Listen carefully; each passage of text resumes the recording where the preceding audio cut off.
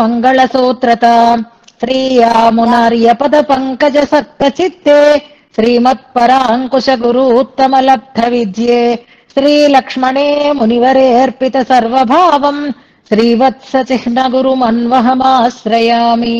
జయతు జయతు దేవః కేశవః క్లేశహారీ జయతు జయతు నాథో భాష్యకారో యతీనాం జయతు జయతు నిత్యం కూరనాథో మహాత్మా జయతు జయతు భవ్యా భారతీ తస్య దివ్యా.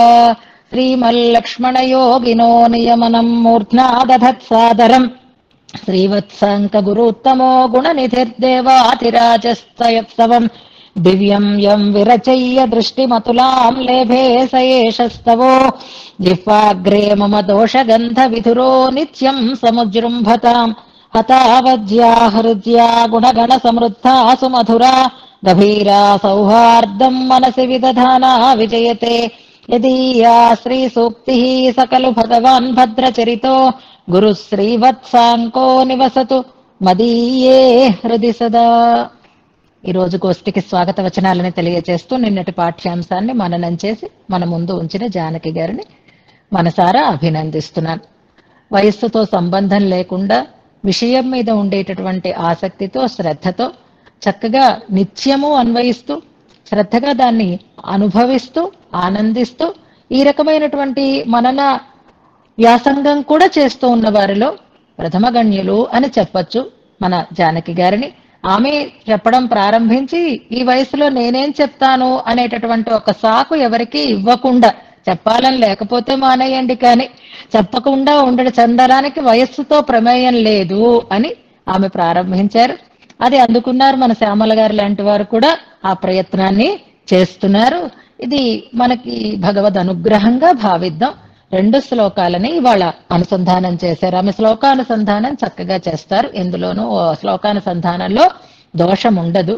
కాకపోతే పాపం నాకు అర్థం అవుతోంది, విషయాలు ఎక్కువ ఉండడం చేత, సమయం తక్కువ ఉండడం చేత అది కొంచెం కంగారు వస్తోంది ప్రతి వాళ్ళలోనూ. నిజానికి జానకి గారు కంగారు పడరు, కానీ ఇవాళ చిన్న తడబాటు ఆమె చెప్పని దాంట్లో కనిపిస్తోంది. ఏం పంగలేదు, ఎంత చెప్పగలిగితే అంతే చెప్పండి, అన్ని విషయాలు చెప్పలేదు అనేటటువంటి తడబాటు కంగారు ఎవరికి అవసరం లేదు. జస్ట్ అది కూడా ఒక అభ్యాసంగా, ప్రార్థన ఎలా చేసుకుంటామో మననం కూడా అలా చేసుకుంటున్నాము అన్న దృష్టితోటే మనం మననం చేసుకుందాం. విషయంలో ఏ రకమైనటువంటి తేడా లేదు. కానీ చెప్పినప్పుడు వరదరాజుని వర్ణిస్తే ఆయన పరదైవము అని తెలుస్తుంది అని అన్నారు. కాదు, వరదరాజుని దర్శిస్తే అనేది అక్కడ సరిదిద్దుకోవాలి. ఎందుకంటే వర్ణన అందరూ చెయ్యరు, కానీ ఆయనే పరదైవం అనేది ఎవరికైనా అర్థమవుతుంది. ఎప్పుడు అంటే ఈ క్షయతి చూపిస్తోంది అన్న దాంట్లో అక్కడ ఆ హస్తగిరి వరదరాజుని చూపిస్తోంది. వరదరాజుని దర్శిస్తే పరతత్వం గురించినటువంటి సందేహం పోతుంది, ఆయనే అనే నిశ్చయం కలుగుతుంది అన్న చోట నిన్ను వర్ణిస్తే అని కాకుండా నిన్ను దర్శిస్తే అనేదాన్ని సరిచేసుకోవాలి. అలాగే 2వ శ్లోకంలో ధామ్నా అంటున్నారు, కాదు దామ్నా అని. దాకి ఒత్తు ఉండకూడదు. ధామ అంటే అర్థం వేరు, దామ అంటే అర్థం వేరు. ఈ ధామ అనే అర్థం పదం మనకు వైకుంఠ స్తవంలో చాలా సార్లు వచ్చింది. ధామ అంటే తేజము, ధామ అంటే నివాసము అని, వైకుంఠ ధామ అని అక్కడ ధామ పదం మనకి చాలా సార్లు వచ్చింది. ఎన్నో రకాలైనటువంటి అర్థభేదంతో కూడా మనం దాన్ని వివరణ చేసుకున్నాం. ధామ అంటే అర్థం మారిపోతుంది కాబట్టి ఇక్కడ దామ, తాడు అనేది అర్థం రావాలి అంటే దాకి ఒత్తు ఉండకూడదు. ఇక్కడ భూమ్నా అని భాకి ఒత్తు ఉండడం చేత ముందు పదానికి కూడా ఒత్తు వచ్చేస్తుంది. కానీ గమనించుకోవాలి, అందరికీ కూడా ఇది సూచన. దామ్నా భూమ్నా అని దాకి ఒత్తు లేకుండా చెప్పాలి. యా దామా కిల అన్న చోటైతే అనేస్తాం, కానీ ఇక్కడ దామ్నా భూమ్నా అన్నప్పుడు ధామ్నా అని వచ్చేస్తుంది. అది కాకుండా దాకి ఒత్తు లేకుండా అనుసంధానం చెయ్యాలి. ఇక్కడ తాడు అనే అర్థాన్ని కలిగి ఉంది కనుక అనే దాన్ని సూచిస్తూ ఇలాంటి శ్రద్ధతో ఆసక్తితో గ్రంథాధ్యయనం చేస్తూ ఆనందిస్తూ ఇతోధికమైనటువంటి ఆయుర ఆరోగ్యాలతో ఆమె చక్కగా సద్గ్రంథ అధ్యయనాన్ని సఫలం చేసుకోవాలి అని ఆచార్యులని పెరుమాళ్ళని ప్రార్థన చేసుకుంటూ మన వ్యాసంగాన్ని ప్రారంభం చేసుకుందాం. ముందుగా శ్లోకానుసంధానం చేద్దాం. నిన్నను మనం సంగ్రహంగా చేసుకున్నాం. ఇవాళ 3వ శతకాన్ని అంటే 3వ దశకాన్ని మనం కొంచెం ప్రాక్టీస్ లోకి తెచ్చుకోవాలి అని అనుకుంటున్నాం కనుక మిగిలిన దశకాలకి ప్రారంభ శ్లోకాలు, 3వ దశకం పూర్తిగాను అంటే 21 నుంచి 30 వరకు పూర్తిగాను మనం అనుసంధానం చేయబోతున్నాం. శ్రీవత్సాంకం నమస్యామి భక్త్యా గురుశిఖామణిం యస్య రత్నాయతే పంచస్తవీ స్తోత్ర సరేద్భుత స్వస్తి హస్తి గిరిమస్తశేఖరः సంతనోతు మయి సంతతం హరిః నిస్సమాభ్యధికమభ్యధత్తయం దేవమౌపనిషదీ సరస్వతి గుణాయత్తం లోకే గుణిషు హిమతం మంగళపదం విపర్యస్తం హస్తి క్షితిధరపతే తత్వయి పునః గుణాః సత్యజ్ఞాన ప్రభృతయౌ తత్వద్గతతయా సుభీభూయం యాతా ఇతి నిరణైష్మా శృతివశాత్ పాణిపాదవదనే క్షణశబ్दैः అంబుజాన్యపదిశన్ వరదత్వం బాహుభిస్త్వతి విశాలతమాలాన్ ఆంజనం కరిగిరేరసి శృంగం త్వాముదారభుజమున్నసమాయత్కర్ణపాశ పరికర్మ సదంసు ఆయతాక్షమభిజాతకపోలం పారణీయతి వరప్రదదృంగ్మే నీలమేఘనిభమంజన పుంజ్యశ్యామకుంతలమనంతశయం త్వాం అబ్జపాణిపదమంబుజనేత్రం నేత్రసాత్కురు కరీస సదా మే త్వక్చ దృక్చ నిపిపాసతి జిహ్వా విఫలా శ్రవణవత్పరవృత్తో నాసికా త్వయి కరీస తథేతి ప్రాప్నుయాం కథమిమాం స్వేదవస్థాం ఆధిరాజ్యమధికం భువనానామీసతే పిసునయన్ కిల మౌళిః చోళికామణి సహస్రమరీచేః హస్తిభూషణ భవత్యుదయాద్రిః ఉద్ధరత్యుపరిభక్త జనానిత్యోర్ధ్వతాశ్రయణ సూచిత శక్తి ఊర్ధ్వపుండ్రతిలకం బహుమానాత్ కిం బిభర్షి వరదస్వం స్వలలాటే కర్ణికా తవ కరీస కిమేషా కర్ణభూషణముతాంస విభూష హంసలం వ్యలకభూషణమాహో మానసస్య మమ వా పరికర్మ పారిజాత విటపానభితో యా పుష్ప సంపదుదియాత్కరినాథ తాం విడంబయతి తావక బాహుష్వాతతాతు కటకంగదలక్ష్మి మత్స్యమానచలఫే నిల సింధు ప్రోత్థిత క్షణదశాంగమితౌ తే వక్షసి స్ఫురితమౌక్తికహారే కౌస్తుభశ్చ కమలాచకరీస అంజన క్షితిభృతో యది నామోపత్యకా వరద హేమమయీ స్యాత్ తాదృశీ తవ విభాతి తు లక్ష్మీరాంబరీబత విడంబిత విద్యుత్ పరభాగమియాద్రవేస్తమిశ్రా వరదాజ్యత్వయి తన్నిశామయామః గమితా తవ వక్త్ర చిత్రభానోః పరభాగన్నను కౌంతలీతమిశ్రా. 41వ శ్లోకం. పద్మాయాః ప్రణయరసాత్ సమాసజంస్యాః స్వం బాహుం సుబహుమతో భుజేన తేన తాం నామాన్వభవదహో దశాం తదా త్వే కంఠస్థే కరిగిరినాథ కంబుకాంతః. 51వ శ్లోకం. యా దామోదర ఇతి నామదాతవాసీత్ సా దామా కిల కిణకారిణీ బభూవ తన్నూనం వరదవళిత్రయచ్చలేన త్వన్మధ్య ప్రథమ విభూషణీ బభూవ యాదృగ్బీజాధ్యుషిత భువి యద్వస్తు హస్తీ సజాతం తత్తాదృక్షం ఫలతి ఫలం త్వయ్యపీక్షామహే తత్ యస్మాదండాచ్యుషిత ఉదరే తావకే జాయమానం పద్మం పద్మానన కిల ఫలతి అండషండానఖండాన్ అజ్ఞే యజ్ఞేశ్వర కిల జనే కాప్యదర్శం విమర్శం విశ్వాధీశః కథమ ఇతి తన్నిర్ణయం వర్ణయామః వ్యావక్రోశే నృషసముదితాయానుపాశ్రిత్య తేపి బ్రహ్మాద్యాస్తే వరదజనితాః తుందకందారవిందే ముష్ణన్ కృష్ణ ప్రియ నిజ జనైర్జయ్య హయ్యంగవీనం దామ్నా భూమ్నా వరదహియయా త్వం యశోదాకరాభ్యాం బద్ధో బంధక్షపణకరణీం తాం కిలాద్యాపి మాతుః ప్రేమ్ణా గాత్రాభరణం ఉదరాబంధనాఖ్యం బిభర్షి. ఇంతవరకు మనం అర్థంతో అనుసంధానం చేసుకున్నాం. నిన్నటి శ్లోకంలో మరికొన్ని విశేషాలని మనం తెలుసుకోబోతున్నాం. నిన్న ఒక సందేహం కలిగింది. ఉదరబంధనాఖ్యం అనుంది, ఉదరాబంధనాఖ్యం అనుంది. దీర్ఘం ఉండాలా వద్దా అని. ఉండాలి. సంస్కృత లిపిలో ఉండేటటువంటి పుస్తకంలో కూడా ఉదరాబంధనాఖ్యం అనే ఉంది. కాబట్టి మీ దగ్గర అలాగుంటే దాన్ని సర్దుకోకండి. ఉదరాబంధనాఖ్యం అనే మనం అనుసంధానం చేసుకుందాం. ఇక అభ్యాసం ఇవాళ కూడా వద్దు, ఎందుకంటే నిన్నను మనకి శ్లోకం పూర్తి అవ్వలేదు కాబట్టి మనం మధ్య మధ్యలో విషయంలోనే అభ్యాసం చేసుకుంటూ ముందుకి సాగుదాం. ఇందులో ఉండేటటువంటి సన్నివేశం దామోదర నామ వైభవాన్ని తెలియచేస్తోంది అని అనుకున్నాం. కేశవ దామోదర ద్వాదశ నామాలలో మొదలు చివర ఉంటాయి అని. కేశవనామం పరత్వాన్ని చెప్తోంది, దామోదర నామం సౌలభ్యాన్ని చెప్తోంది. అందుకే వెనకని పరత్వ సూచకమైనటువంటి స్వామి కారణత్వాన్ని చెప్పి ఇందులో దామోదరత్వాన్ని తెలియచేస్తున్నారు అని మనం దానికి ఒక సంగతిని కూర్చుకున్నాం.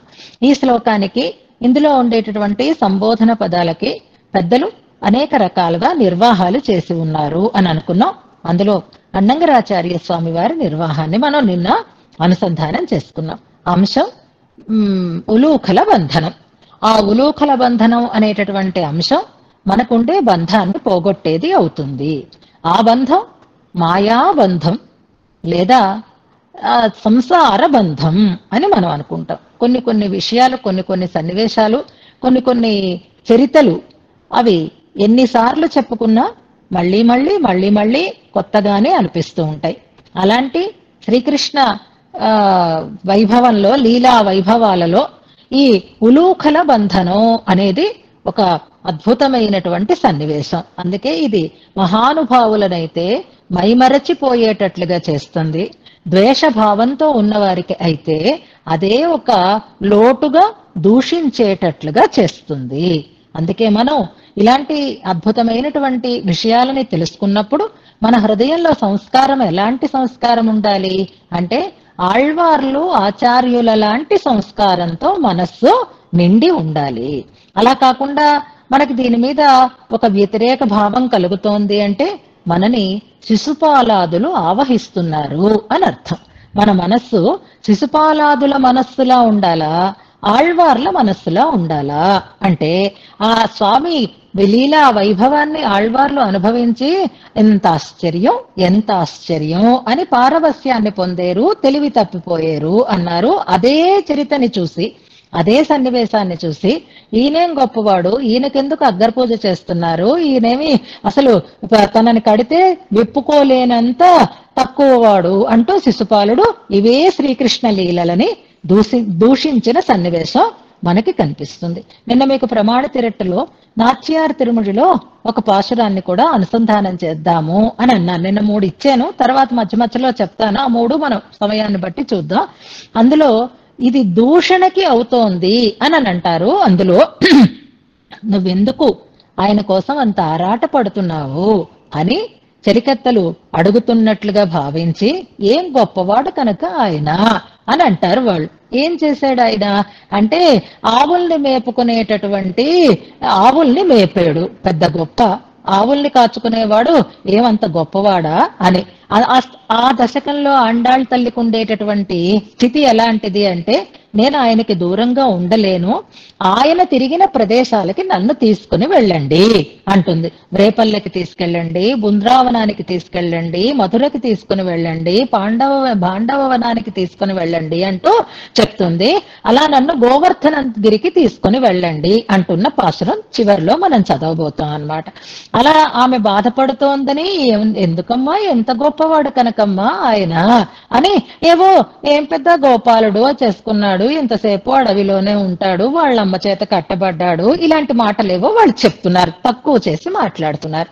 ఎప్పుడైనా ఇలాంటి విషయాలను ఎవరైనా తక్కువ చేసి మాట్లాడితే ఆ మాట్లాడిన వాళ్ళని తిరిగి ఎలా దండించాలో ఆండాళ్ తల్లి తన మాటలలోనే చెప్పినటువంటి అద్భుతమైన పాసులో మనం అనుసంధానం చేసుకోబోతున్నాం. ఇలాంటి భారత భాగవత రామాయణాలను కానీ అందులో ఉండేటటువంటి వృత్తాంతాలను కానీ ఆ రామకృష్ణాది భగవన్మూర్తులు చేసినటువంటి చేష్టలని కానీ వ్యతిరేక భావనతో విమర్శిస్తూ ఉండేవారికి ఎలా సమాధానం చెప్పాలి అనంటే, అవును ఆయన దూడల్ని మేపాడు, అవును ఆయన అడవిలోనే తిరిగాడు, అడవిలోనే ఎక్కువసేపు ఉండేటటువంటి జాతిలో పుట్టాడు, అవును దొంగతనం పట్టుబడింది, అమ్మ చేత రోటికి కట్టుబడ్డాడు. ఇవే కదర్రా మీరు చెప్తున్నారు.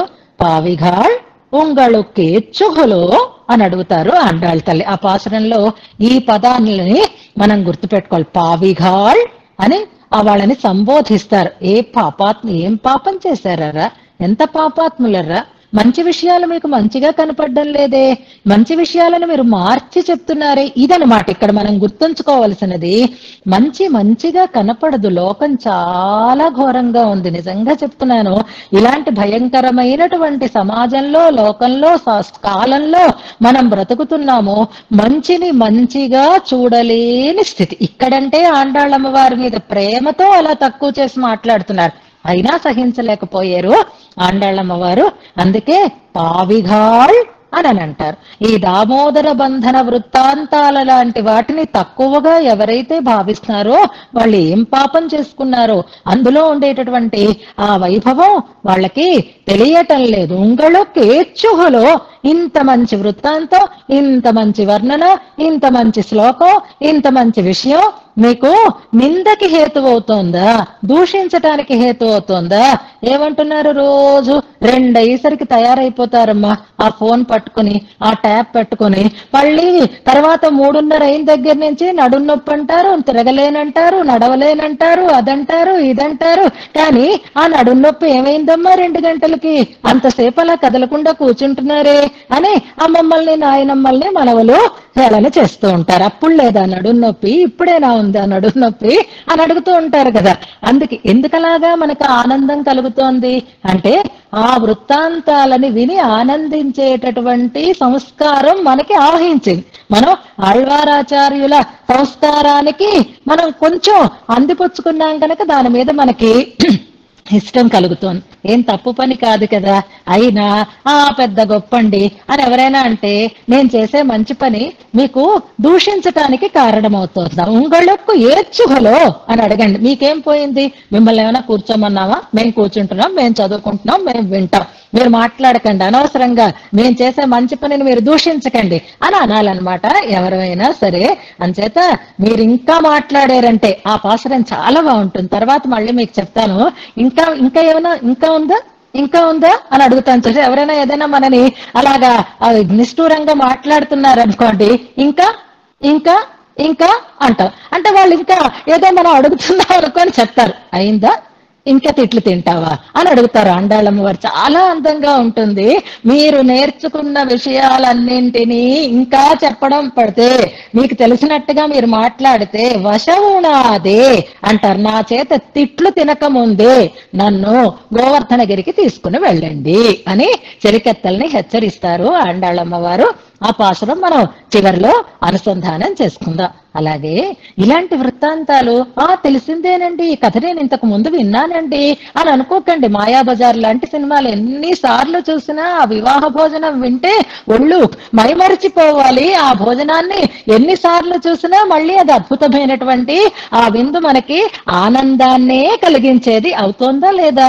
ఈ లౌకికంగా తయారైనటువంటి ఒక ఆనందదాయకమైన వస్తువే ఇన్నిసార్లు అనుభవించినా మనకి ఇంత తృప్తిని, ఇంత ఇష్టాన్ని కలిగిస్తూ ఉంటే, మరి ఆనాడు ఆ దామోదరుడుగా ఆ తల్లికి కట్టబడినటువంటి ఆ వృత్తాంతాన్ని తలుచుకుంటే ఎంత సంతోషం కలుగుతుంది. చెప్పకుండా ఎలా ఉంటారు కనుక అలా చెప్తున్నారు ఇప్పుడు కూరత్తాళ్వాన్ ఇందులో అని అనుకుంటున్నాం. అలాగే కట్టబడినప్పుడు కూడా కృష్ణ పరమాత్మకి ఎలా ఉందిట అంటే, దేనికైనా మనం అనుభవిస్తున్నప్పుడు, అనుభవించటానికి ముందు, అనుభవించిన తర్వాత 3 స్టేజెస్ తీసుకుందాం, 3 స్థితులు తీసుకుందాం.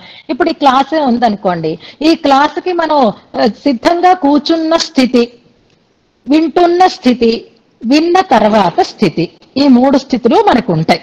కూర్చున్నప్పుడు 10 నిమిషాల ముందో 5 నిమిషాల ముందో మనం ఆన్ చేసుకుని కూర్చున్నప్పుడు మనకి వాళ్ళ క్లాసులో ఏం చెప్తుందో, ఏ శ్లోకం వస్తుందో, ఏ విషయాలు వస్తాయో అని దాని మీద ఒక ఉత్సాహం ఉంటుందని అనుకుంటున్నాను నేను.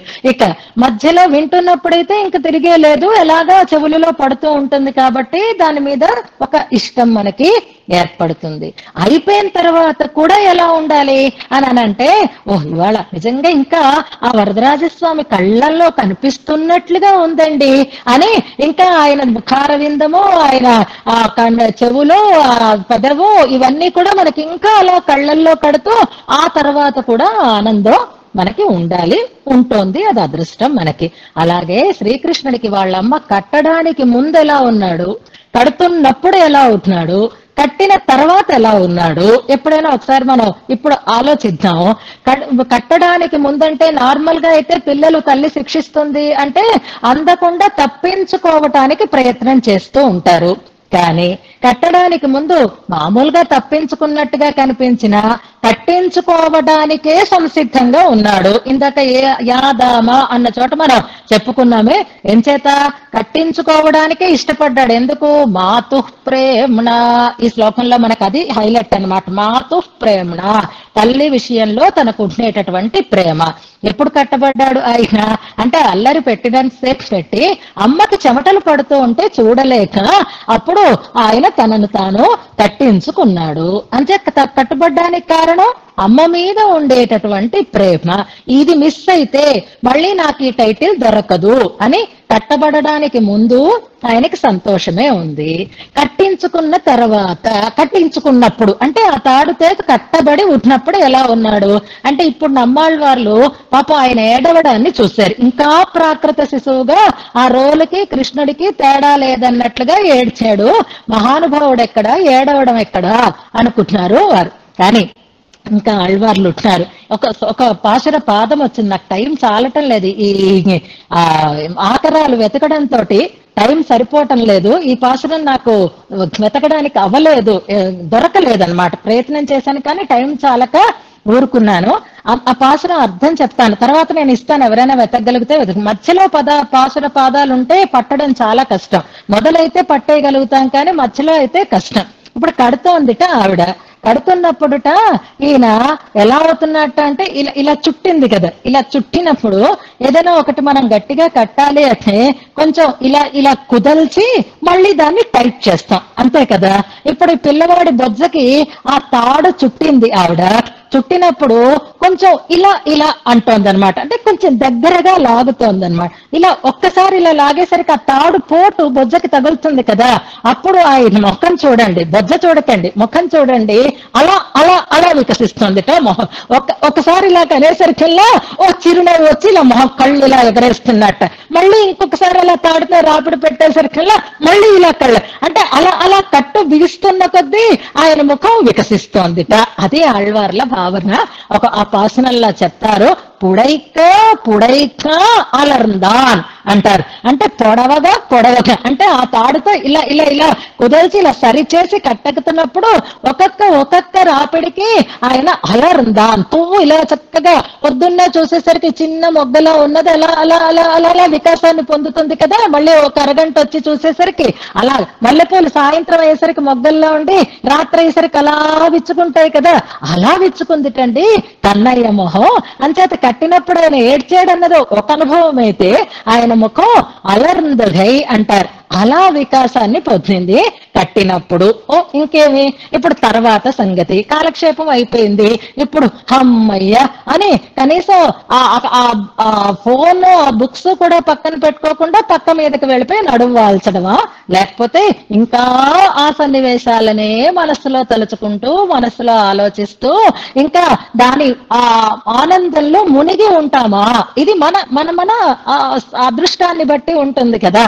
అలాగే వరదరాజస్వామి ఇప్పుడు శ్రీకృష్ణుడు ఎలా ఉన్నాడు అంటే ఆయన ఆనందం యుగాల తరబడి ఇంకా అలాగే ఉంది. అందుకే కృష్ణుడుగా ఆయన కట్టబడ్డాడు, వరదరాజుగా ఇంకా నాతాడు అని ఆ తాడుని వదలకుండా ఇంకా పెట్టుకుంటూనే ఉన్నాడు అంటున్నారు. అందుకే ఆనాడు కట్టబడ్డావు కానీ ఇప్పుడు దాన్ని ఉదరబంధంగా ఇంకా నువ్వు దాన్ని ధరిస్తున్నావు అనే ఎంత అద్భుతమైన భావన చూడండి. ఆయనకు ఉన్నది ఉదరబంధమే, ఉదరబంధాన్నే చూస్తున్నారు. కానీ ఉదరబంధం అనిపిస్తోంది కానీ అది పట్టం కట్టారయ్యా నీ ఉదరానికి.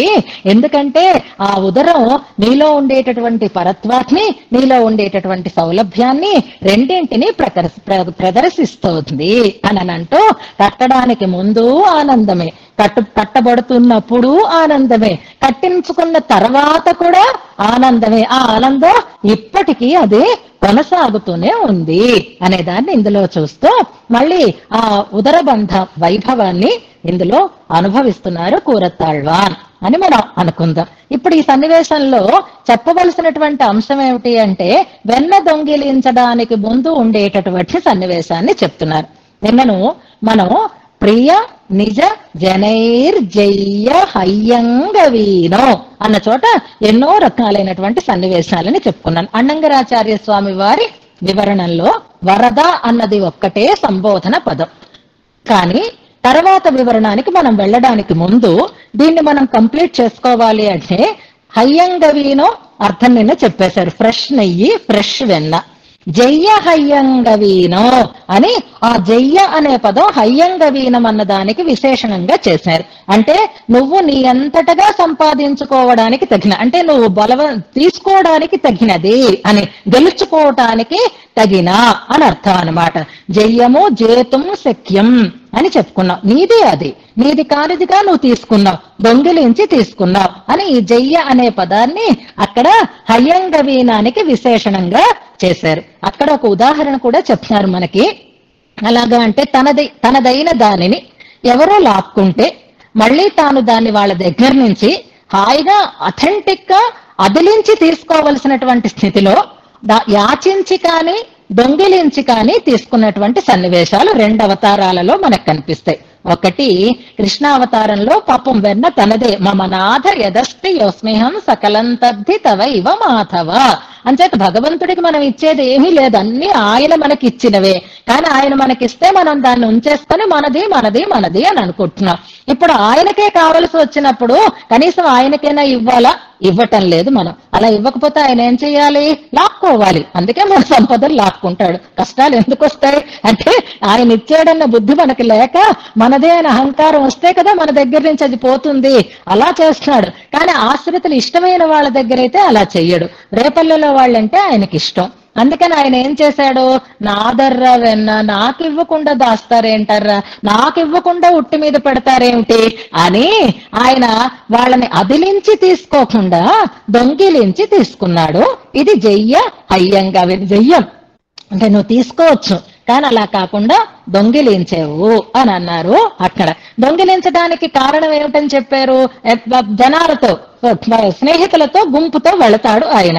గుంపుతో వెళ్ళడానికి కారణం ఉట్టి ఎత్తుగా ఉంటుంది కాబట్టి కింద ఆయనకి భుజాలు వాళ్ళ మీద ఎక్కాలి కాబట్టి తీసుకెళ్లాడు అని ఒకటి చెప్పుకున్నాం. కాదు, అబద్ధాలు చెప్తాడు, అబద్ధాలని అవును అవును అవునని వాటిని గట్టిగా ధృవపరిచేటటువంటి గ్రూప్ ఒకటి కావాలి కనుక తీసుకున్నాడు అని మనం అనుకుంటున్నాం. ఇంకో కారణం ఏమిటిట అంటే ఎవరైనా వెన్న దొంగిలిస్తున్నప్పుడు పట్టుకుంటే అప్పుడు నేను కాదు వీడు అని వాడి మీద ఆరోపణ తోసేయడానికి ఎవడో ఒకడు ఉండాలి కదా. అందుకని తాను దొంగిలించలేదు, వాడే దొంగిలించాడు అని చెప్పుకోవడం కోసం కొంతమందిని పట్టుకొని వెళతాడు అని రకరకాలుగా అక్కడ రాస్తారు. అలా ఆయన దొంగిలించి తీసుకున్నది కృష్ణావతారంలో అయితే. వామనమూర్తి అయితే ఇంకా కృష్ణుడు దొంగతనం చేస్తే ఒకప్పుడు కోపమైనా వచ్చిద్దేమో చూసిన వాళ్ళందరికీ, కానీ వామనమూర్తి పాపం ఆ చిన్న పిల్లడు చెయ్యి చాచి అడుక్కుంటూ ఉంటే కడుపు తరుక్కుపోయిందిట చూసిన వాళ్ళందరికీ కూడా. ఈ పిల్లడు ఈ అవస్థలు ఏమిటి, వెళ్ళి అడుక్కోవడం ఏమిటి, ఆ యాచన ఏమిటి అని చాలా కడుపు తరుక్కుపోయేటట్లుగా ఆయన యాచించి తన భూమిని తాను కొలుచుకుంటున్నాడు. పాపం ఎంత ప్రేమతో చేస్తాడో చూడండి. ఇది జయ్య హయ్యంగవీనో అంటే బాగుంటుంది. అది ఆశ్రితుల విషయంలో ఆయనకు ఉండేటటువంటి ప్రేమని తనదైనా ఆయన అలాగే తీసుకుంటాడు అని అక్కడ అన్నంగరాచార్య స్వామి వారి వివరణ. అదే ఇక్కడ కూరెత్తాళ్వాన్ అభిప్రాయం అంటారు వారు. ఇక ఇంకో వివరణలోకి మనం వస్తే ఇక్కడ జయ్యా అనేది వేరే పదంగా పెట్టి హయ్యంగవీనో అని వేరే పదంగా పెడుతున్నారు. ఇప్పుడు సంబోధన పదాలలో నిన్న కృష్ణహాసన్ అని అనుకున్నాం మనం, కృష్ణుడవిగా అవతరించినప్పుడు అని అనుకున్నాం. కానీ ఇంకొక వ్యాఖ్యానంలో అంటే సంస్కృత వ్యాఖ్యానంలో లేదా రఘునాథాచార్య స్వామి వారి వ్యాఖ్యానాలు, సంస్కృత వ్యాఖ్యానంలో కూడా కృష్ణ అనేది సంబోధనగా లేదు, కృష్ణుడవై అనే ఉంది. కానీ రఘునాథాచార్య స్వామి వారు దాన్ని ప్రతిపదార్థం చెప్పినప్పుడు కృష్ణ అనేది అది సంబోధనగానే చెప్పారు. అంటే ఇప్పుడు వరద కృష్ణ అని 2 సంబోధన పదాలుగా తీసుకుందాం. కృష్ణుడికి వరదరాజుకి తేడా చూడటం లేదు. ఎందుకంటే నవనీత దామోదర బంధన వృత్తాంతం అది వరదరాజులో చూస్తున్నారు కాబట్టి ఆ వళిత్రయంగా కృష్ణుడికి వరదరాజుకి తేడా లేదు అని భావిస్తున్నారు కనుక వరద కృష్ణ అని 2 సంబోధనలు అని అనుకుంటున్నాం. దాంతో పాటుగా మరొక సంబోధన ఏదిట అంటే ప్రియ నిజ జనైహి జయ్యా. ఇదంతా జయ్యా, అక్కడ ఎక్స్టిమేటరీ మార్క్ పెట్టుకోవాలన్నమాట. జయ్యా అంటే జయించటికి జయింపబడేవాడా అని అర్థం అనమాట. ఎవరి చేత అంటే ప్రియ నిజ జనైహి, నీకు ఆశ్రితులైనటువంటి వారి చేత నువ్వు జయింపబడతావు, వాళ్ళు నిన్ను జయించడానికి యోగ్యంగా శక్యంగా ఉంటావు అంటే ఆశ్రిత పరాధీనుడు అని అర్థం అనమాట. ప్రియ నిజ జనైహి జయ్యా అనే పదం అది జయ్య అనేది విశేషణంగా కాకుండా సంబోధనగా తీసుకుంటారు. ఇది సంస్కృత వ్యాఖ్యానంలో ఉండేటటువంటి ఒక ప్రత్యేకత అన్నమాట. ప్రియ నిజ జనైహి జయ్యా అని కూడా సంబోధనగా పెట్టుకుంటే నీకు ఇష్టమైనటువంటి వారి చేత అంటే నీ భక్తుల చేత నువ్వు జయింపబడడానికి శక్యుడవై ఉంటావు అంటే వాళ్ళు నిన్ను ఓడించేస్తారు, వాళ్ళకి నిన్ను పరాధీనుడిగా చేస్తుంది. ఈ జయ్య అనే పదం, జయించడం అనే పదం ఓటమని సూచిస్తుంది. భగవంతుడు ఎక్కడ ఓడిపోతాడు, ఎవరి విషయంలో ఓడిపోతాడు? నా మాటే నెగ్గాలంటే నా మాటే నెగ్గాలి అనేది కదా ఇవాళ అందరి పట్టుదలలు. కానీ పరమాత్మకి మా ప్రేమ కలిగిన భక్తుల విషయంలో ఆ రకమైనటువంటి పట్టుదల ఉండదు. దానికి ఒక ఎగ్జాంపుల్ ఇస్తారు మనకి రఘునాథాచార్య స్వామి వారి వ్యాఖ్యానంలో ఉంటుంది చూడండి. ఏమిటా వ్యాఖ్యానం? ఎవరి దగ్గర ఓడిపోయాడు పరమాత్మ అనంటే భీష్మ పితామహుని దగ్గర ఓడిపోయాడు. ఎలాగా అంటే నేను ఆయుధం పట్టను అని ప్రతిజ్ఞ చేశాడు ఈయన, నేను ఆయుధం పట్టిస్తాను అని ప్రతిజ్ఞ చేశాడు ఆయన కదా. ఇప్పుడు తన మాట నిలుపుకోవాలా, ఆ భక్తుడి మాట నిజం చేయాలా అంటే భీష్మ పితామహుడు ప్రహ్లాదుడు ఈ ఇద్దరి దగ్గర తీసుకుంటే నరసింహావతారము ఉంది, శ్రీకృష్ణ పరమాత్మ ఉన్నాడు. అక్కడైతే వామన చెప్పుకున్నాం.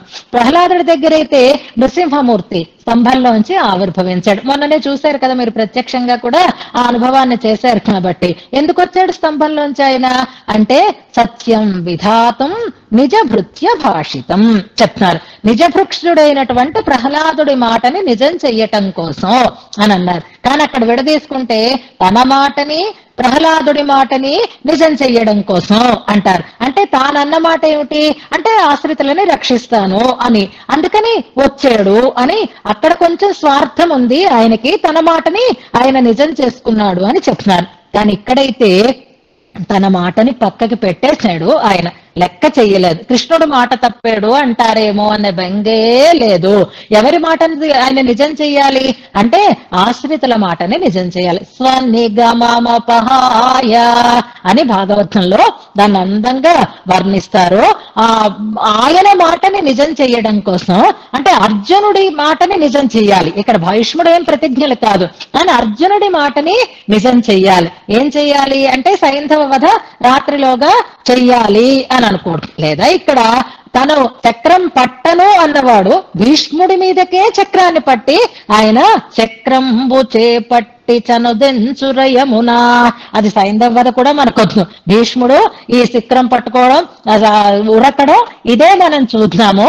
భీష్మ పితామహుణ్ణి ఆపి అర్జునుణ్ణి రక్షించాలి, అందుకని తన మాటని తాను కాదని అన్నాడు, తన మాటని వదిలేశాడు అనడానికే స్వనిగమం అపహాయ.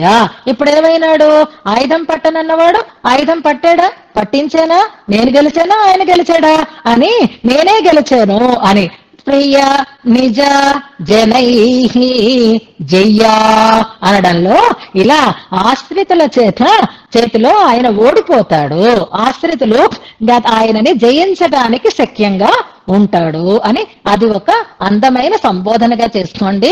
హయ్యంగవీనం ఉష్ణం అంటూ ఇలాగా హయ్యంగవీనం అన్నది ఏ విశేషణము లేకుండా వెన్నని దొంగిలిస్తూ అని చెప్పుకుంటే బాగుంటుంది అని సంస్కృత వ్యాఖ్యాత అందంగా రాస్తారు. ఇంకో సంస్కృత వ్యాఖ్యానం ఉంది అని చెప్పాను కదా, 2 సంస్కృత వ్యాఖ్యానాలు ఉన్నాయి కదా. అందులోకి వెళితే ఇంకా ఎన్ని చదువుకోవాలో చూడండి. మరి నేను ఇంత కష్టం పడుతున్నాను, నేనే అన్ని చదువుకుని మీకు సులువుగా ఎందులో ఏది ఉందో చెప్పేస్తున్నాను. మీరు చదువుతారు, మీరు చెప్తారు తర్వాత అనుకోండి. ఇలా చెయ్యాలని మీకు చూపిస్తున్నాను అనమాట. ఎందుకు నేను ఇన్ని చదవక్కర్లేదు, ఏదో ఒక వ్యాఖ్యానం చూసుకుని రఘునాథాచార్య స్వామి వారు తెలుగు వ్యాఖ్యానం చాలా సులభంగా ఉంది, అది చదివేసుకుని అది చెప్పేసినా తప్పని ఎవరు అనరు. ఇన్ని అర్థాలు అక్కర్లేదు అని అనుకోక్కర్లేదు, కానీ పూర్తి గట్టిగా దాన్ని పరిశీలన చేస్తేనే కదా మన మనస్సు మన మేధ వికాసాన్ని పొందడానికి తగిన అవకాశం ఉంటుంది. అందుకని ఇప్పుడు సంస్కృత వ్యాఖ్యానం రఘునాథాచార్య స్వామి వారి దాని ప్రకారంగా చూస్తే వరద కృష్ణ ప్రియ నిజ జనై జయ్యా అని 3 సంబోధనలు మనకు అక్కడ కనిపిస్తున్నాయి. ఇంకో వ్యాఖ్యానంలో ప్రియా అనేది కూడా ఒక సంబోధనగా విడదీస్తారు. ఇప్పుడు వరద కృష్ణ ప్రియా నిజ జనైర్జయ్యా అని 4 సంబోధనల కింద చెప్తారు. ప్రియా అంటే హితాన్ని కోరేటటువంటి వాడు, అందరికీ హితాన్ని కోరతాడు కనుక ఆయన అంటే అందరికీ ఇష్టం అన్నమాట. అందుకని ప్రియ అనేది కూడా ఒక సంబోధనగా తీసుకోండి అని అంటారు.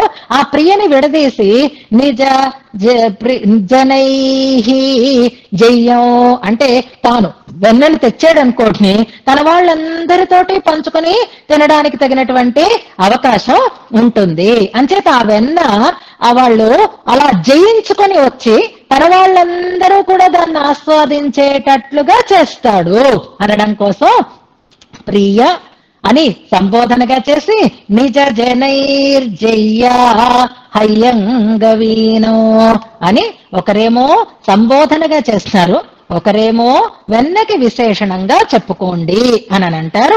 అక్కడేమో వామనుడుగా ఆయన అడిగి తీసుకున్నాడు, అదిలించి తీసుకోలేదు. అలాగే కృష్ణుడు కూడా దొంగతనం చేశాడు, అదిలించి తీసుకోలేదు అని అక్కడ ఎగ్జాంపుల్ చెప్తారు. ఈయన భక్తులకి లొంగితై ఉంటాడు, భక్తులు జయించేటట్లుగా ఉంటాడు కనుక ప్రియ నిజ జనైర్జయ్య అంటూ భీష్ముడి దగ్గర తన మాటని ఆయన ఎలా వదిలి ఓడిపోయాడు అనే దాన్ని ఎగ్జాంపుల్ గా చెప్తున్నారు. సరే, ఏదైనా సరే ఆయన దొంగిలించిందైతే తాజా వెన్నని దొంగిలించటానికే ఆయన సిద్ధపడ్డాడు అని అంటారు. అప్పుడు యశోద ఆయనని తాటితో కట్టింది. ఇప్పుడు దామ్నా భూమ్నా అంటున్నారు చూసారా, పెద్ద తాడు లేదు లేదు గొప్పతనం కలిగినటువంటి తాడు. తాడేం పెద్దది కాదండి, కానీ కట్టడం గొప్పది.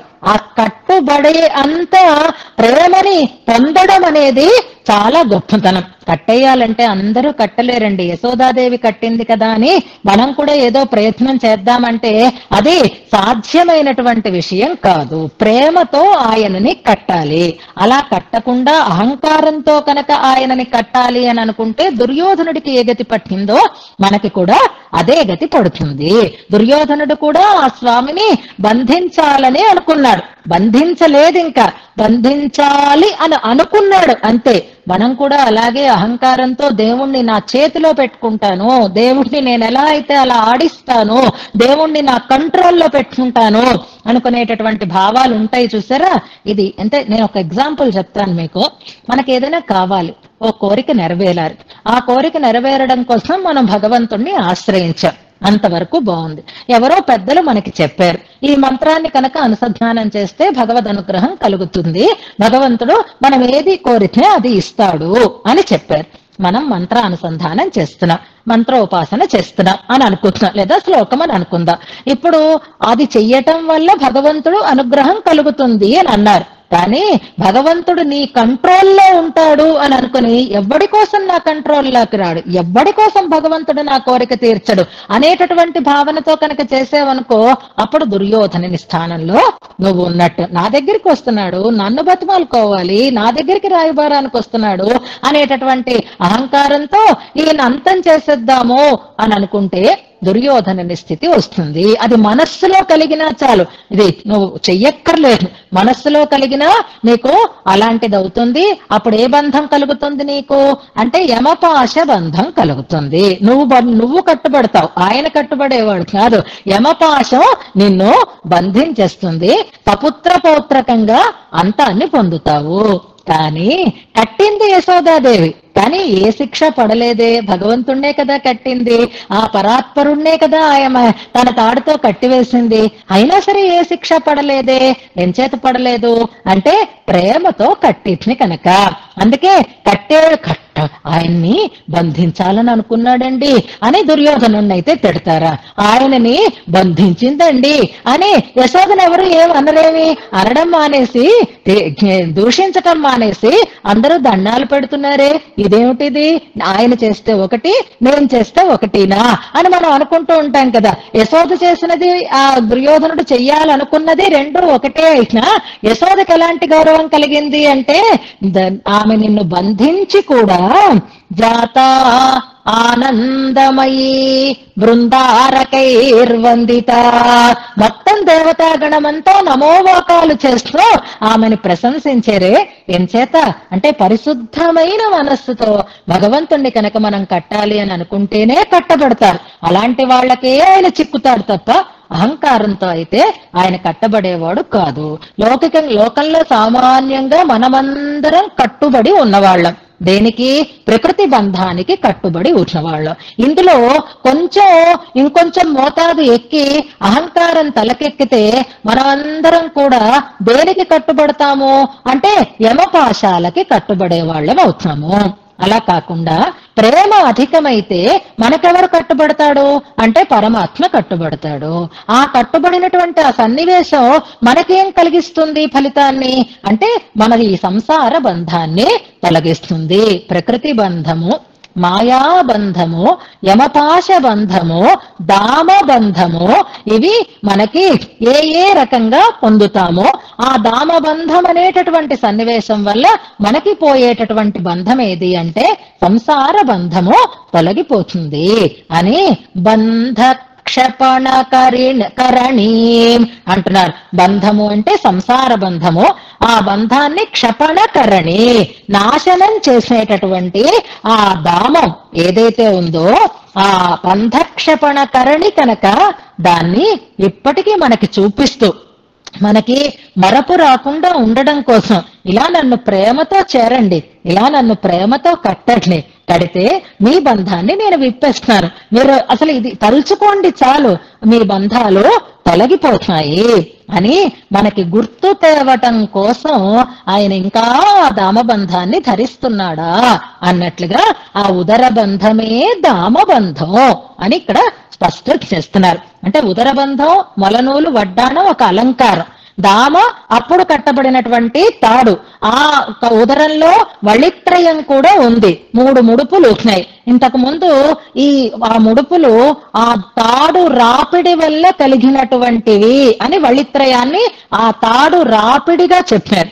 ఇప్పుడు ఉదరబంధాన్ని ఆ దామంగానే చెప్తున్నారు. దామం వల్ల కలిగిన వ్రణం అన్నారు వళిత్రయాన్ని, ఆ దామాన్నే ఉదరబంధం అని ఇందులో మనకి స్పష్టం చేస్తూ ఇప్పుడు ఆ స్వామి యొక్క ఆ ఉదరంలో ఉండేటటువంటి ఆ గొప్పతనాన్ని ఆయన సౌలభ్యాన్ని ప్రకాశింపచేసేటటువంటి ఈ దామోదర బంధాన్ని ఈ రెండింటినీ కూడా కలిపి కడుతోందా ఉదరబంధం అన్నట్లుగా ఉంది ఈ అలంకారం అని చెప్తున్నారు. అది మనం శ్రీరంగరాజస్తవం చెప్పుకున్నప్పుడు మనం అనుసంధానం చేసుకోవచ్చు. ఇప్పుడు 3 ముడుపులు ముడుపులు కాదు మడపు అంటారు, అంటే ముడతలు అంటారు కదా, అది ఆ 3 మడుపులు ఆ స్వామి యొక్క ఉదరంలో ఉండే గొప్పతనాన్ని చూపిస్తున్నాయట. అవి వళిత్రయం కూడా దేన్ని చెప్తోంది అంటే కడుపులో ఏమున్నాయండి అంటే చూడండి మీకు కనిపిస్తోంది, ఇదిగో ఇక్కడిది ఉంది, ఇక్కడిది ఉంది, ఇక్కడిది ఉంది అని చెప్తున్నట్లుగా. ఏమున్నాయి ఆయన కడుపులో ఏముంటాయి చెప్పండి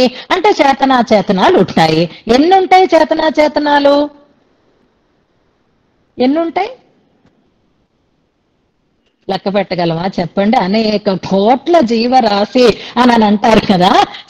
చేతనాలని లెక్క పెట్టగలమా మనం అంటే అవును మీరు గజత్రయం చదువుకోలేదా అని నేను అడగాలి. అప్పుడు అవును చదువుకున్నాం కదా అని మీరు జ్ఞాపకం చేసుకుంటే మీకు గజత్రయంలో వైకుంఠ గద్యము అలాగే శ్రీరంగ గద్యము ప్రారంభం గుర్తు రావాలి. గుర్తొస్తే ఆ ప్రారంభంలో స్వాధీన త్రివిధ చేతన అని ప్రారంభం అవుతోందా లేదా? చేతనాలెన్ని అంటే మీరు వైకుంఠ గద్యం శ్రీరంగ గద్యం చదువుకుంటే వెంటనే ఆన్సర్ చెప్తారు, మర్చిపోతే చెప్పలేరు అంతే. త్రివిధ చేతనాచేతనములు, త్రివిధములు చేతనములు, త్రివిధములు అచేతనములు అన్నారు. చేతనములు త్రివిధములు అంటే బద్ధ, ముక్త, నిత్య, 3 కేటగిరీస్. అలాగే త్రివిధములే అచేతనము అంటే శుద్ధ సత్వము, మిశ్ర సత్వము, సత్వశూన్యము. ఎన్నోసార్లు మనం రివైజ్ చేసుకున్నాం కదా. ఇప్పుడు లోపల ఏమున్నాయండి? 3 ఉన్నాయి. త్రివిధ చేతనాచేతనాలు ఉన్నాయి. అందుకే 3 ముడుపులు కనిపిస్తున్నాయి. కడుపులో ఉన్నవి 3 రకాలండి, 3 కేటగిరీస్ అని ఆ త్రైవిధ్యాన్ని చూపించడానిక 3 మడుపులు కనిపిస్తున్నాయి అన్నట్లుగా ఉందిట ఉదరం అని అంటారు. దాంతో పాటుగా అమ్మ చేత కట్టబడ్డాడు సౌలభ్యాన్ని చూపిస్తోందా అన్నట్లుగా ఈ దామం, అక్కడ దామబంధం కనిపిస్తోందిట. ఇప్పుడు ఈ 2 విడివిడిగా ఉన్నాయి. అలా కాకుండా ఈ రెండింటిని కలిపి కడదాం అని అనిపించిందిట. ఆ కలిపి కట్టడానికి ఈ త్రివళులని ఈ దామాన్ని కలిపి కట్టేటట్లుగా ఉందిట ఆయన యొక్క ఉదర బంధం. అంటే పట్టం కట్టడం అంటారే, పట్టాభిషేకం చెయ్యడం అంటారే, అలా పట్టం కడుతున్నారు. ఒక బెల్ట్ లాగా ఉంటుంది కదా ఉదర బంధం అంటే, ఒక బెల్ట్ లాగా. వడ్డాణం కూడా కొంచెం ఫ్లాట్ గా ఉంటుంది, లేదా తాడులాగా ఉంటుంది. అంచేత ఇది పట్టబంధం అని మనకి శ్రీరంగరాజస్తవంలో చెప్తారు.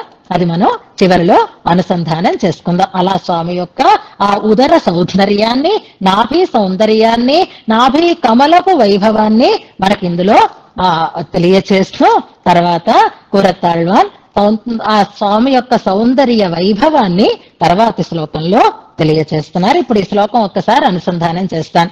ముష్ణన్ కృష్ణ ప్రియ నిజ జనైర్జయ్య హయ్యంగవీనో, లేదా జయ్యా అని సంబోధనగా పెట్టుకుని హయ్యంగవీనం దామ్నా భూమ్నా వరదహియయా త్వం యశోదాకరాభ్యాం బద్ధః బంధ క్షపణ కరిణీ అని ఉండకూడదు, కరణీ అనే ఉండాలి. రావే ఉండాలి, కరిణి అని కాకుండా కరణి అనే ఉండాలి.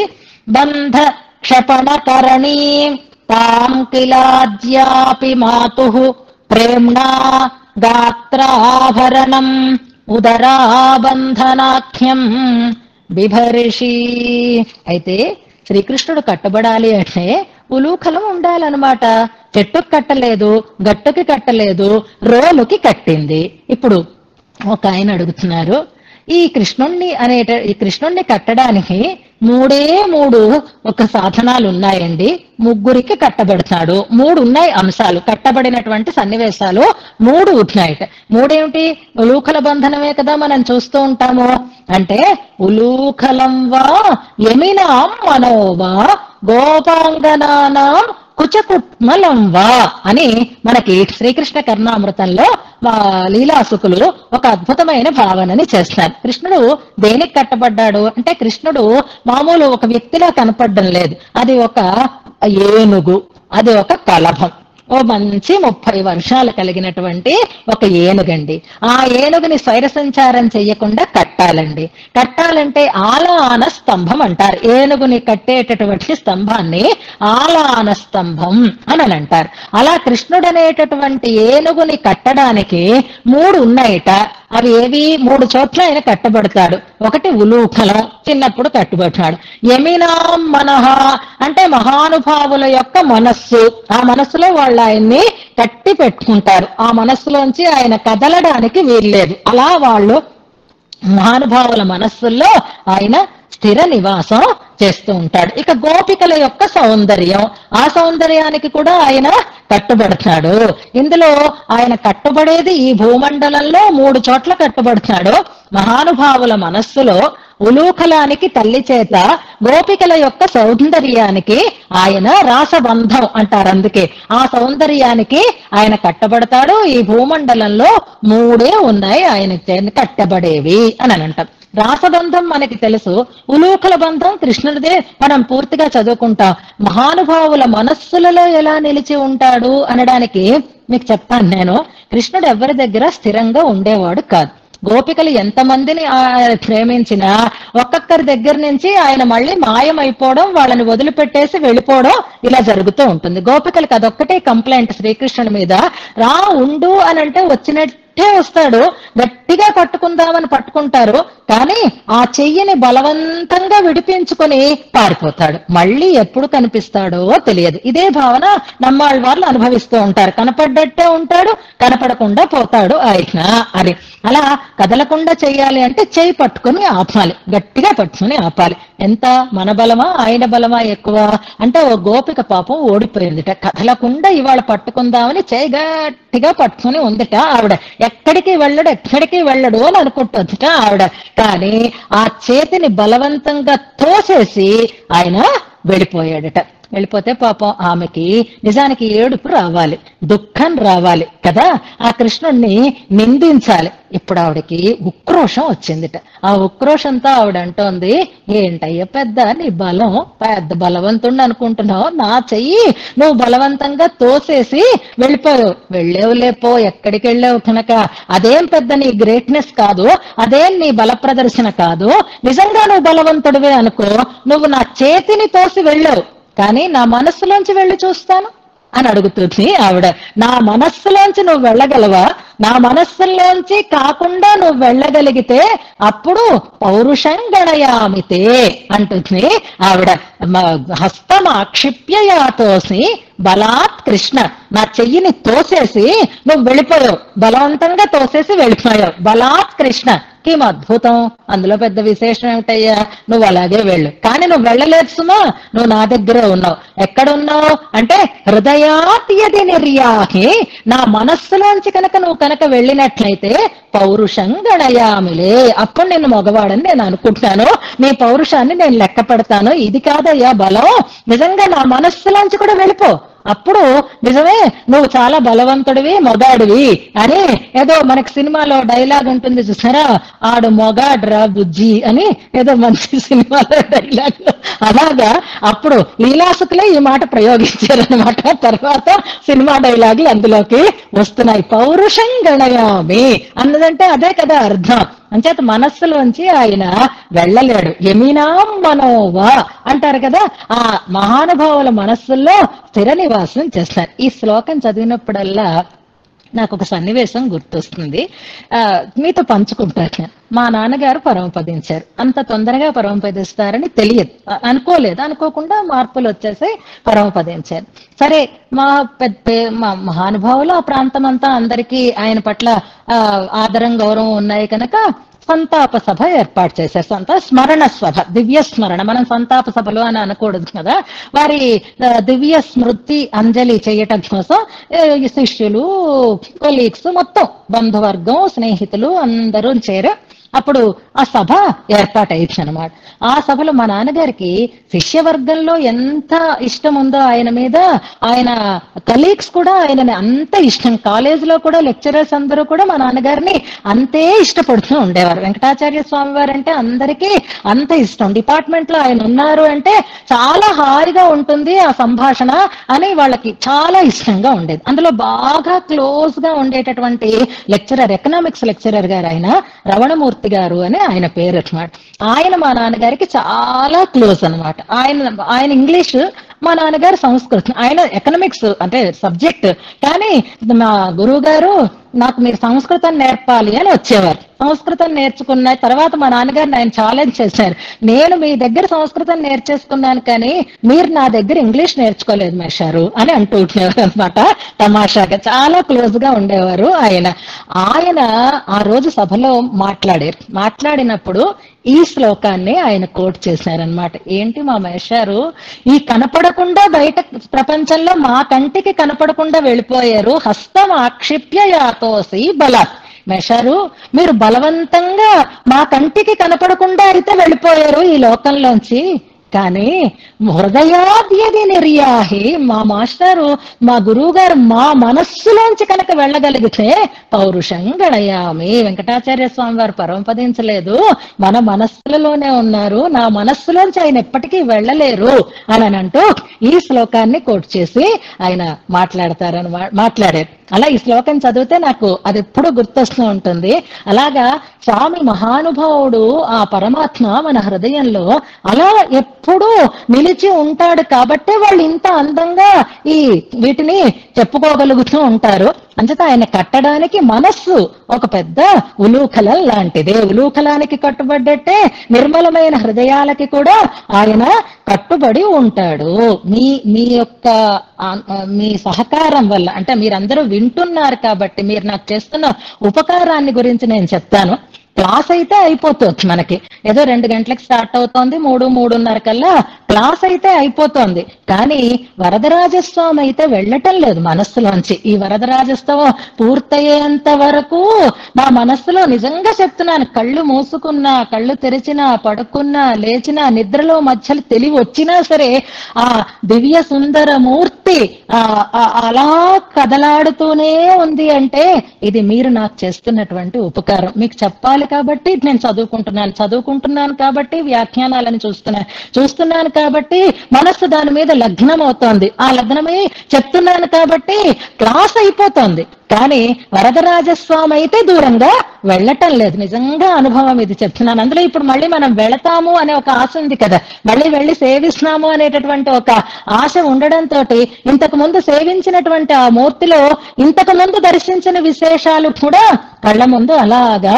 కదలాడుతున్నాయి. ఇలా చిరునవ్వు నవ్వుతున్నట్టే, ఆ ఎర్రటి పెదవి మీద ఆ దంతపంక్తి వికాసాన్ని పొందుతున్నట్టే, ఆ నుదుటి మీద ఆ నల్లటి జుట్టు ఇంకా బాగా ప్రకాశిస్తున్నట్టే ఈ అద్భుతమైనటువంటి దర్శనం అంతా మీ వల్ల నాకు కలుగుతోంది తల్లి. అందుకే గోష్ఠికి నేను నిజంగా కృతజ్ఞతాపూర్వకంగా అంజలి చేసుకుంటున్నాను. ఇది మనం ఇలా అనుభవించాలి. భౌతికమైనటువంటి సుఖాలు కాదు మనకి సుఖాలు. భౌతికంగా ఒక ఏసీలో పడుకుంటే మనకి శరీరానికి ఎలా సేద తీరుతామో, అలాగే ఇలా అద్భుతమైన మంచి విషయాలని మనం మనస్సులో పెట్టుకుంటే మనస్సు కూడా అలాగే సేద తీరుతుంది. అలా కళ్ళు మూసుకున్న ఆ స్వామి రూపం మనకి కదలాడేటట్లుగా వర్ణించారు. వాళ్ళు చూసి కురత్తాళ్వాన్ లాంటి వారు మనకి ఇలా అందించారు కాబట్టి ఇవాళ మనకి ఈ ఆనందం కలుగుతోంది. కనుక మనసాద్యది హృదయాద్యది నిర్యాహి, నా హృదయంలోంచి నువ్వు వెళ్తా ఉంటే పౌరుషం గణయామి. వరదరాజస్వామిని కూడా మనం అలాగే అందాం. అందుకే ఆ సౌందర్య అనుభవం ఆగకుండా సాగిపోతోంది. అందుకే తర్వాతి శ్లోకంలో ఆ స్వామి యొక్క సౌందర్య వైభవాన్ని చెప్తున్నారు. 55వ శ్లోకం తొందరగానే చెప్పేస్తానండి, పెద్దగా ఏముండదు ఇందులో.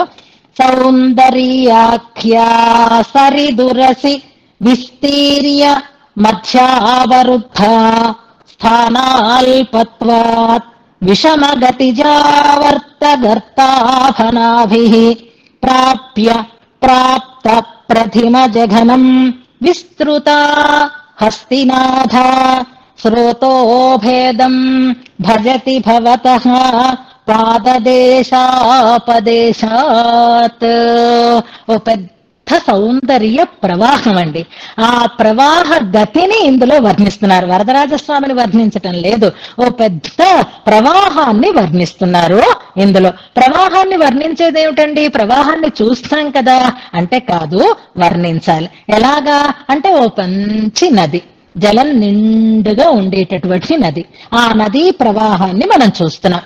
ఆ నదీ ప్రవాహాన్ని చూస్తున్నప్పుడు ఆ జలము, ఆ నది విస్తృతంగా ఉండేటటువంటి ప్రదేశంలో అయితే విశాలంగా ప్రవహిస్తూ వస్తుంది. అలాంటి నదికి మధ్యలో ఏదైనా అడ్డు వచ్చిందనుకోండి, ప్లేస్ చిన్నదైపోయింది అనుకోండి. ఇప్పుడు గోదావరి నది అందరూ ఎక్కువగా చూసి ఉన్నవాళ్ళు కాబట్టి, అందులో విజయవాడ, నూజివీడు మీరందరూ ఆ ప్రాంతాల వాళ్లే కాబట్టి కృష్ణ లేకపోతే మరొకటి అని అనుకుందాం. పాపికొండలలోంచి మనం వెళ్తే బోట్లో భద్రాచలం వెళ్ళడానికి అదొక మంచి అనుభవం కదా. అప్పుడు ఇటు అటు కొండలుంటే ఆ మధ్యలోంచి గోదావరి నది ప్రవహిస్తూ ఉంటే అంతకు ముందు కొండలు లేని చోట ప్రవహించినటువంటి వైశాల్యానికి ఆ మధ్యలో పాయగా ప్రవహించేటటువంటి ప్రవాహానికి తేడా ఉంటుంది. మళ్ళీ ఆ ప్లేస్ దాటిపోయిన తర్వాత మళ్ళీ అది విస్తృతిని పొందుతుంది, మళ్ళీ విశాలంగా ప్రవహిస్తుంది. మళ్ళీ ఆ తర్వాత మధ్యలో ఏదైనా అడ్డొచ్చింది అనుకోండి, అప్పుడు 2 పాయలుగా చీలిపోతుంది. చీలి 2 పాయలుగా ప్రవహిస్తూ ఉంటుంది. ఈ నదీ ప్రవాహాన్ని ఒకసారి జ్ఞాపకం చేసుకోండి. ఏ నదిని మీరు చూస్తే, గంగ అయితే గంగ, యమున అయితే యమున, కావేరి అయితే కావేరి, గోదావరి అయితే గోదావరి, కృష్ణ అయితే కృష్ణ, ఈ నదీ ప్రవాహ గతిని ఒక్కసారి గుర్తుపెట్టుకుంటే ఇప్పుడు వరదరాజస్వామిని సేవించండి. సేవిస్తే మీకు ఏవేవి కనిపిస్తున్నాయి, ఏ నదీ ప్రవాహం కనిపిస్తోంది అంటే ఇందులో చెప్తున్నారు, భజతి అనేది క్రియాత్మకం. భజతి అంటే పొందుతోంది అని అర్థం, సేవిస్తోంది అని మనం కామన్ గా అవుతోంది అని, అలా మారుతోంది అని మనం దాని లక్షణార్థాన్ని చెప్పుకోవాలి. ఎలాగా అంటే స్రోతోభేదం భజతి, స్రోతస్సులు అంటే ప్రవాహాలు, స్రోతోభేదం అంటే రెండు ప్రవాహాలుగా భజతి మారుతోంది అని అంటున్నారు. ఎలా ఆ రెండు ప్రవాహాలు ఏవి అంటే పాదదేశ అపదేశాత్ అంటున్నారు. పాదములు, రెండు కాళ్ళు అనేటటువంటి ప్రవాహాలుగా వస్తుంది అంటున్నారు. ఎప్పుడైనా ప్రవాహం నిమ్మరగం కిందకి పారుతుంది, అంచేత పైనుంచి వద్దాం మనం. ఇంతకు ముందు పైనుంచి కింద పడ్డ ఒక ప్రవాహాన్ని మనం చూసాం. ఏ వర్ణన దగ్గర చూసాము అని అంటే స్మిత నిర్చరిక అనేటటువంటి శ్లోకం జ్ఞాపకం చేసుకోండి. స్వామి యొక్క నవ్వు, ఆ నవ్వు అనేటటువంటి ప్రవాహం అది కిందకి జాలువారింది అని అన్నారు. పైన ముఖమండలం, కిందని వక్షసీమ ఉంటుంది కనుక స్మిత నిర్చరిక, అది జాలువారింది. జాలువారింది వక్షస్థలం మీద పడింది, అది విస్తృతిని పొందింది, ఆ ముత్యాల హారాలుగా పారుతోంది, హారాలుగా ఉంది. అందులో ముక్తావళి కూడా ఒకటి ఉంది. ముక్తావళికా నదీవ తజ్జా, వెరీ గుడ్, 38వ శ్లోకం అని పెడుతున్నారు. అంచేత పైనుంచి కిందకి పడుతున్న ప్రవాహాన్ని మనం చూస్తున్నాం. ఇప్పుడు తిరుముఖ మండలం నుంచి వక్షసీమ మీదకి వచ్చేదాకా చూసేసాం. ఇప్పుడు ఈ ప్రవాహాన్ని ఎక్కడి నుంచి చూస్తున్నాము అంటే వక్షస్థలం నుంచి చూస్తున్నాం. ఏమిటి ప్రవాహం పేరు, ఈ నది పేరు ఏమిటండి అని అడిగారు అనుకోండి, ఇంతవరకు చెప్పినటువంటి నదుల పేర్లే కానే కాదు. ఈ నదికి ఒక కొత్త పేరు. ఏమిటా పేరు అంటే సౌందర్య అని. ఈ నది సౌందర్యం అనేటటువంటి ఒక నది అని అనుకోండి. అంటే స్వామి యొక్క సౌందర్యం అనే దాన్నే ఒక నదిగా ఇందులో రూపకల్పన చేస్తున్నారు. సౌందర్యాఖ్యా సరిత్, చాలా సులభంగా ఉంటుంది, గమనించండి పదాలు. సౌందర్యాఖ్యా సరిత్, సౌందర్యం అనే పేరు కలిగినటువంటి ఒక నది. ఉరసి, ఉరము అంటే వక్షస్థలం, ఉరసి వక్షస్థలం మీద ఉంది, వక్షస్థలం నుంచి పారుతోంది. అంటే వక్షస్థలమే అనుకోండి, సౌందర్యము వక్షస్థలం మీద పడింది. సౌందర్యం అనే నది వక్షస్థలం మీదకి ప్రవహించడం ప్రారంభిస్తే విస్తీర్యా, విస్తారంగా ప్రవహిస్తుంది. ఎందుకంటే వక్షసీమ విశాలంగా ఉంటుంది కాబట్టి, ఆకాశం అంత వైశాల్యం కలిగినది కాబట్టి అక్కడ ఆ నదీ ప్రవాహం చాలా విస్తీర్ణంగా ఉంది, బాగా విశాలంగా ఆ ప్రవాహం కనిపిస్తోంది. మధ్యావరుద్ధ, అంతటా ఒక్కలా ఉండదు కదా, అలా వక్షసీమ మించి ప్రవహిస్తూ ఉండేటటువంటి సౌందర్యం అనేటటువంటి నది ఈ నడుము దగ్గరికి వచ్చిందిట. వచ్చేసరికల్లా అంత విస్తీర్ణం పోయింది. ఇక్కడి నుంచి ఇక్కడి వరకు ఒకటంటే తొండం ముండం ఒకటే లక్షణం ఉంది అని మనం నవ్వుకుంటాం కదా. అందుకని మధ్య భాగం నడుము సన్నగా ఉండాలి, ఉదరం సన్నగా ఉండాలి కదా. అందుకని మధ్య అవరుద్ధ, విశాలంగా పారుతున్న నదికి మధ్యలో రెండు కొండలు అడ్డంగా వస్తే సన్నగా ఎలా పారుతుందో అలా ఆ కటి దేశం దగ్గర అవరుద్ధ అడ్డేసింది, ఆ ప్రవాహపు విస్తీర్ణత తగ్గింది. ఎప్పుడైతే అడ్డు తగులుతుందో అండి, నీరు జోరుగా ప్రవహిస్తోంది, అడ్డొచ్చింది, అంత ప్లేస్ లేదు, ఇరుకైపోయింది ప్లేసు. ఇప్పుడు ఆ ప్రవాహం ఏమవుతుంది అంటే విషమం అయిపోతుంది. అంటే ఇలా పారుతున్నది జాగా తగ్గేసరికల్లా ఇలా తిరిగిపోతుంది. ఇలా విషమం అయిపోయేసరికి అంటే ఇలా సమస్థితిని కాకుండా విషమ స్థితిని పొందింది. ఎప్పుడైతే ఆ ప్రవాహపు వేగం ఇలా తిరిగిపోయిందో అప్పుడు అది రౌండ్ అయిపోతుంది. ఆ రౌండ్ ఏమిటి, నాభి కమలం, నాభి అని అనుకోండి. ఇప్పుడు ఆ సౌందర్యాఖ్యా సరిత్ వక్షస్థలం మీద విశాలంగా ప్రవహించి మధ్య భాగం చేత అడ్డబడి మధ్య అవరుద్ధ మధ్య భాగం చేత అడ్డబడింది. ఆ విగ్రహం ఎంత బాగా కనిపిస్తోందో చూడండి. ఆ విగ్రహంలో అందరూ ఎంత అందంగా చూపిస్తున్నారో చూడండి. ఒక నదీ ప్రవాహ గతిని మనకి చూపిస్తున్నారు. ఇక్కడ విస్తీర్ణంగా ఉంది, ఇలా వచ్చి ఇలా చిన్నగా తగ్గి అది ఇలా తిరిగిందిట. అప్పుడు స్థానాల్పత్వాత్, స్థాన అల్పత్వాత్, జాగా తక్కువ ఉండడం చేత విషమగతిజా, సమగతి కాకుండా విషమగతిని పొంది, అంటే విషమగతి వలన ఆ విషమగతి నుంచి పుట్టినటువంటి ఆవర్త గర్తాభ నాభి. ఆవర్తం ఇంతకు ముందు మనకి పదం వచ్చింది కదా, ఆవర్తం అంటే సుడి అని అనుకున్నాం కదా, గర్తం అంటే గొయ్యి అని అర్థం అనమాట. సుడిలా తిరిగి లోపలికి నీరు వెళ్తుంది కదా, అలాగే ఇలా ఆవర్త గర్తం, ఆవర్త రూపమైనటువంటి గర్తం, ఒక గొయ్య అన్నట్లుగా అలాంటి ప్రకాశం కలిగినటువంటి నాభిహి, ఆ సౌందర్య నదీ ప్రవాహపు ఆవర్త గర్తమే నాభి అన్నట్లుగా అవుతుంది. ఆ ఆవర్తం వల్ల ఏర్పడినటువంటి నీటి గుంటలాగా ఉందిట ఆ నాభి ప్రదేశంలో. అలా సుడులు తిరిగింది. మళ్ళీ ఆ ప్రవాహం ఇంకా కొనసాగుతూనే ఉంటుంది కదా. ఇప్పుడు మళ్ళీ విశాలంగా ఉండే ప్లేస్ వచ్చేసింది. అదేది అంటే ప్రాప్య ప్రాప్త ప్రతిమ జఘనో, పృష్ఠభాగాన్ని పొందింది. జఘనము అంటే పృష్ఠభాగం, వెనకని విశాలంగా ఉంటుంది కాబట్టి ఆ అప్రాప్త ప్రతిమ జఘనో, మంచి విస్తీర్ణమైనటువంటి జఘన భాగంలో ప్రవహిస్తుంది.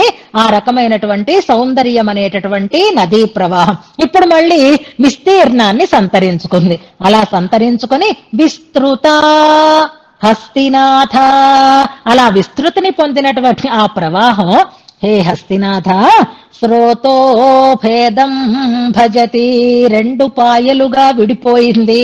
అలా కిందకు వస్తూ ఉండేటటువంటి ఆ ప్రవాహం జగన ప్రదేశంలో విస్తీర్ణాన్ని పొంది ఇప్పుడు రెండు కాళ్లుగా రెండు ప్రవాహాలు ఆగా పారుతోందా అన్నట్లుగా ఉన్నాయి అని స్వామి యొక్క ఆ విగ్రహంలో ఉండేటటువంటి ఆ పాదాల పర్యంతము ఉండేటటువంటి ఆ కాళ్ళని వర్ధిస్తున్నారు. సౌందర్యం అనే పేరు కలిగినటువంటి నదీ ప్రవాహపు రెండు పాయల అన్నట్లుగా ఉన్నాయి స్వామి యొక్క ఆ పాదములు లేదా కాళ్ళు అని అనుకుందాం మనం. అదైతే ఇంకా స్పష్టంగా తెలుస్తుంది. పాదములు అంటే మళ్ళీ కిందకి వెళ్ళిపోతాం మనం. ఇప్పుడు పొడవుగా ఉండేటటువంటి ఆ రెండు కాళ్ళని మనకు చూపిస్తున్నారు. అవి రెండు పాయలు అంటున్నారు, నదీ పాయలు అని అంటున్నారు. పైన విస్తీర్ణంగా ఉండేటటువంటి జఘన భాగం, దానిపైన ఆవర్తనలా ఉండేటటువంటి నాభి, దానిపైన విస్తృతంగా ఉండేటటువంటి వక్షస్థీమని చూపించారు. అంటే మొత్తం నిలువెత్తు విగ్రహాన్ని మనం ఇక్కడ సేవించాం. అవి కాళ్ళు కావు, అవి సౌందర్య నదీ ప్రవాహాలు అని ఆ స్వామిని ఎంత అందంగా దర్శింపచేస్తున్నారో చూడండి. ఒక నది పారుతూ ఉంటే ఆ బొమ్మ అలా చిత్రించి మన మనస్సు అనేటటువంటి ఒక క్యాన్వాస్ మీద వరదరాజస్వామి యొక్క సౌందర్య రూపమైనటువంటి నదీ ప్రవాహాన్ని ఈ శ్లోకంలో కూరత్తాళ్వాన్ చాలా అందంగా చిత్రీకరిస్తున్నారు. మనం వెళతాం కదా, ఆ విగ్రహాన్ని సేవిస్తాం కదా, ఇన్ని భావనలు మనకి రావాలి. ఆ పాదాలు అలాగా పొడవుగా అలాగా పాయలుగా ప్రవహిస్తూ ఉండేటటువంటి నదీ ప్రవాహాలు అనిపిస్తుందా మనకి? దండం పెట్టి మనం కోరికల లిస్ట్ చదివేసరికే టైం అయిపోతుంది. మనం అడుగుతూ ఉంటాం కానీ ఆయన్ని చూస్తామా? చూసేవాళ్ళు కూరత్తాళ్వాన్ లాంటి వాళ్లే కనుక ఆ సౌందర్య వైభవమే కనిపిస్తుంది. అందుకని వాటిని స్రోతోభేజం భేదం భజతి. ఆ రెండు స్రోతస్సులు ఏ పేరుతో పిలువబడుతున్నాయి అంటే పాదదేశ అపదేశాత్, రెండు కాళ్ళు అన్నట్టుగా రెండు శ్రీపాదములు అనే పేరుతోటి సౌందర్యమే రెండు పాయలై ప్రవహిస్తుంది అంటున్నారు. ఇందులో శ్రీపాదములు అంటే ఇక్కడ ఈ కటి భాగం నుంచి కింద వరకు ఉండేటటువంటి కాళ్ళు మొత్తం తీసుకోవాలి. మళ్ళీ వేరువేరుగా వర్ణన చేస్తున్నారు. ఆ స్వామి విగ్రహంలో మరొక అవయవాన్ని వర్ధించడానికి ముందు అద్భుతమైనటువంటి సౌందర్య నదీ ప్రవాహ రూఢంగా స్వామి శ్రీపాదాలని ఇందులో వర్ణన చేస్తున్నారు. ఇందులో మనకి సంబోధన పదం హస్తినాథ అనేది, క్రియాపదం భజతి అనేది క్రియాపదం. విస్తీర్య, విస్తృత ఇలాంటివన్నీ కూడా ఆ అవాంతర క్రియలుగా మనం అనుకున్నాం. విస్తీర్ణాన్ని పొంది, వైశాల్యాన్ని పొంది అని అంటున్నాం. భవతః పాదదేశ అపదేశాత్, నీ యొక్క పాదములు అనేటటువంటి పేరుతో రెండు ప్రవాహాలుగా కనిపిస్తోంది ఆ సౌందర్యం అనేటటువంటి నది అని స్వామి యొక్క నిలువెత్తు విగ్రహాన్ని మనకి దర్శింపచేశారంటే, ఇప్పటికి మనం కిరీటం దగ్గర మొదలైన మనం ఇప్పుడు మొత్తం కాళ్ల దాకా వచ్చాం. రేఖా చిత్రం గీస్తున్నప్పుడు పాట వస్తూ ఉంటుంది. ఆ చిత్రకారుడు చిత్రాన్ని ప్రారంభం చేస్తాడు, ఓ గీత పెడతాడు, దాని మీద ఇంకో గీత పెడతాడు, దానికి ఇంకో చిన్న గీత పెడతాడు. ఇలా ఒక్కొక్కటి ఒక్కొక్కటి ఒక్కొక్కటి ఒక్కొక్కటి వేసుకొని వచ్చి పాట అయ్యేసరికల్లా మొత్తం ఆ చిత్రం మనకి కనిపించినట్లుగా ఇప్పుడు కూడా ఇంకా మొత్తం చూడలేదు, కాకపోతే ఆకారం అయితే తెలిసిపోయింది మనకి. ఇది ఒక నిలబడి ఉన్నటువంటి మూర్తి అనేది మనకి తెలుస్తుంది. కాబట్టి ఆ రెండు పాయలు అంత పొడవుగా మనకి కనిపిస్తున్నాయి. నిన్న తిరుక్కోలం కదా వరదరాజస్వామి, అలా నిలబడి మనకి వరప్రదుడై మనని రమ్మని పిలుస్తున్నటువంటి ఆ స్వామి శ్రీపాదాలకి మనం దాసోహ సమర్పణం చేసుకుంటూ ఈ శ్లోకాన్ని ఉపదేశాత్మకంగా తెలుసుకుందాం.